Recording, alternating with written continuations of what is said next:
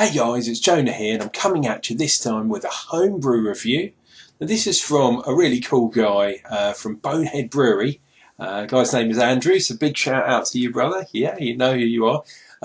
Now, if you saw my Homebrew Wednesday probably a couple of months ago it would be, Andrew is the kind gentleman that gave me a couple of kegs because he has now got, I'm a bit jealous actually, he's got the Grainfather system and he's got an SS Brewtech conical fermenter.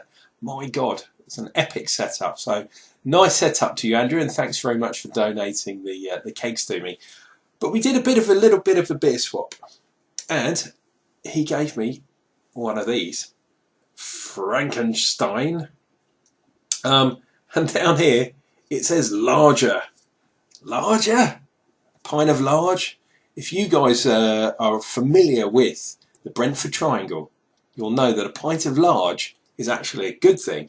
I think that's supposed to say lager, 5.5 on the ABV, and there's old Frankenstein with his kind of like, I don't know, his handle on there. You can buy those kind of steins, I'm sure you can. A little bit of information on the side. There's Bonehead's logo. It says a yellowish, hideously ugly creation that seeks revenge against its creator, bottled in February. And this has been in my fridge ever since I picked it up like a couple of months ago, trying to larger it, you know. No, I'm trying to do a bit of lagering with it. Don't know if it worked, a little bit cloudy, but I will try if I can do it and if I can remember. I'll put a link in the description because Andrew's happily posted the recipe onto his Facebook, and I'm gonna try and upload it. We'll see if we can, so you guys can see exactly how he made this this beer. It's meant to be an American Pilsner, apparently. So it's going to be a lager, isn't it? It's not a larger. That's a typo. Sorry, mate. Right, I have tested this, so yeah, not too much hiss, because it's 2 months ago. I was afraid it might explode. Smells very nice. Let's go for a reasonably slow pour because this is homebrew after all.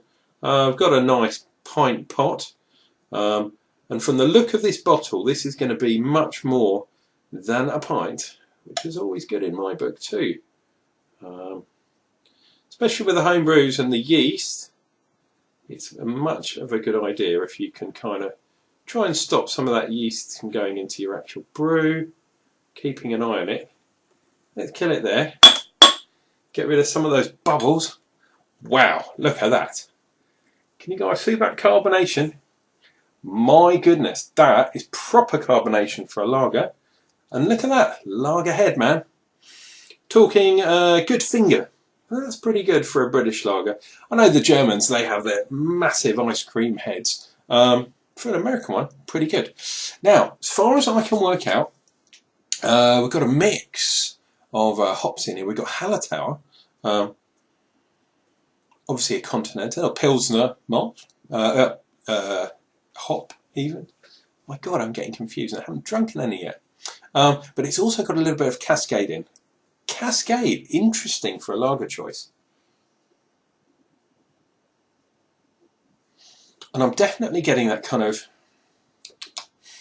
yeasty aroma, which I'm a tiny bit surprised. And I think, from my memory of the recipe, he put the Cascade in at flame out, and the rest of the hops was in the boil, and a tiny bit at flame out. So going for the aroma, I guess, with the Cascade, I can definitely detect a little bit of fruit, but it's not that kind of, you know, that kind of grapefruity, peachy thing going on. Tiny bit of fruit. So I'd say that's more of a kind of lychee. If I was going to go for a New World hop, I'd maybe go New Zealand or Australia, as opposed to Cascade. But let's see what we can see. My goodness.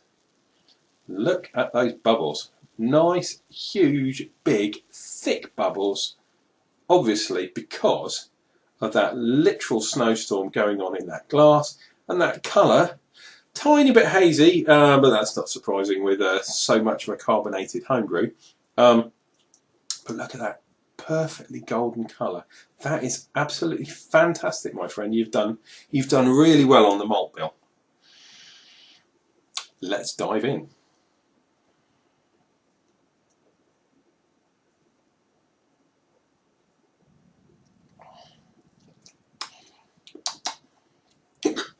Wow, really carbonated, obviously, but very nice and smooth too.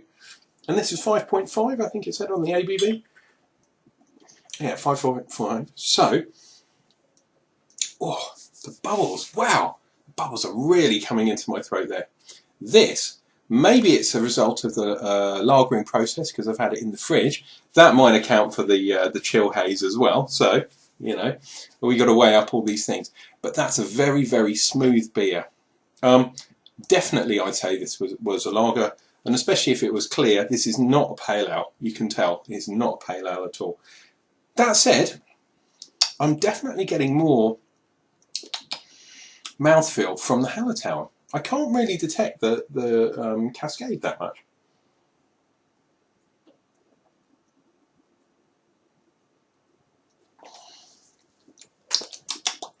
Maybe just on the back end, bit of that fruit, but I think maybe that was put in for the aroma, as I said.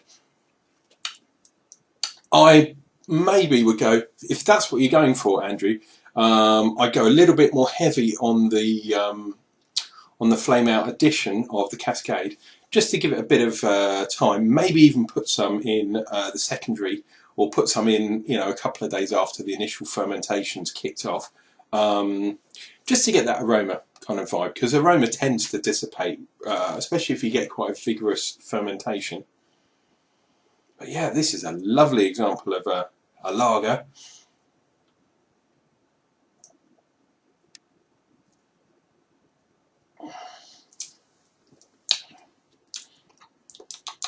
And I'd say this is more of the kind of European Pilsner style than the American style. I think perhaps maybe the malt bill made it the American style, because I know there was some Maris Otter in there, if I remember.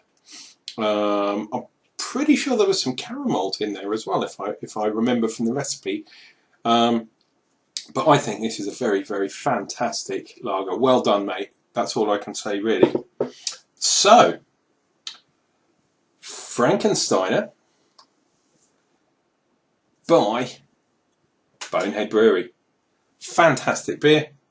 Got a couple more of his beers to try, so I'm going to get those up as soon as I drink them.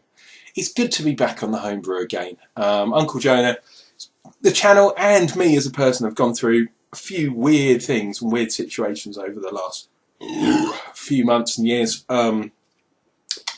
Very well carbonated, that beer.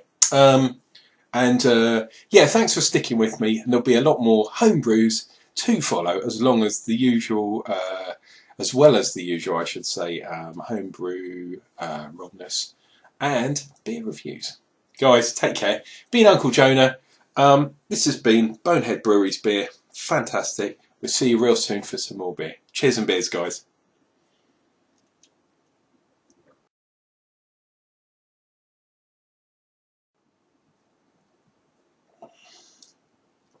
Oh, smooth.